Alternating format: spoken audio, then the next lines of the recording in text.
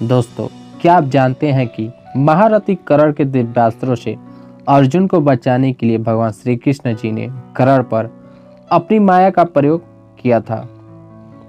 जी हाँ दोस्तों, यह बात 100% सत्य है और इस बात का रहस्य घटोत्कच के वध पर स्वयं भगवान श्री कृष्ण जी ने सात्यकी को बताया था।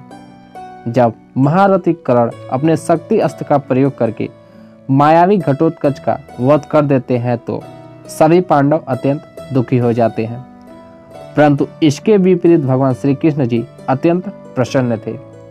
उस समय सात्यकी भी वहां मौजूद थे। वह भगवान श्री कृष्ण जी से पूछ पड़ते हैं कि प्रभु, जब महारथी कर्ण को शक्ति अस्त्र पर पूरा विश्वास था तो फिर इसका प्रयोग अर्जुन पर क्यों नहीं किया। इंद्र के द्वारा दिया गया शक्ति अस्त्र अर्जुन का वध पल भर में कर सकता था, फिर भी कर्ण ने इसका प्रयोग क्यों नहीं किया। तब भगवान श्री कृष्ण जी कहते हैं, सात्यकी, इसके पीछे बहुत बड़ा रहस्य है जिसे आज तुम भी जान लो।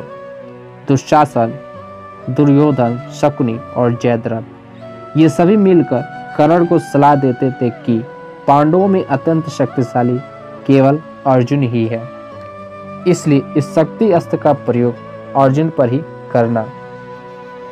अर्जुन के मारे जाने पर पांडव असहाय हो जाएंगे और महाभारत का युद्ध भी हार जाएंगे। दोस्तों, महारथी कर्ण भी ऐसा ही सोचते थे।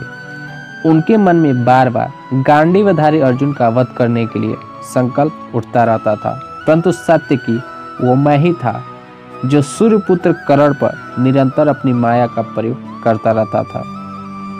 इसलिए चाहकर भी महारथी कर्ण अर्जुन पर शक्ति अस्त्र का प्रयोग नहीं कर पाते थे।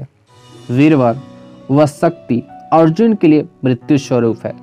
इस चिंता में निरंतर डूबे रहने के कारण ना तो मुझे नींद आती थी और ना ही कभी मेरे मन में हर्ष का उदय होता था। वह शक्ति घटोत्कच पर छोड़ दी गई, यह देखकर आज मैं समझता हूँ कि अर्जुन मौत के मुंह से बाहर निकल आए हैं और मुझे युद्ध में अर्जुन की रक्षा सबसे अधिक सताती है।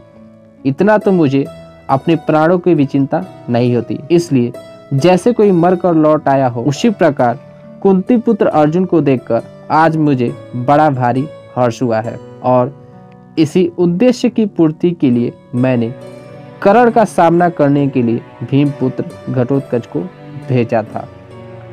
उसके सिवा दूसरा कोई रात्रि के समय सम्रांगण में महारथी कर्ण का सामना नहीं कर सकता था।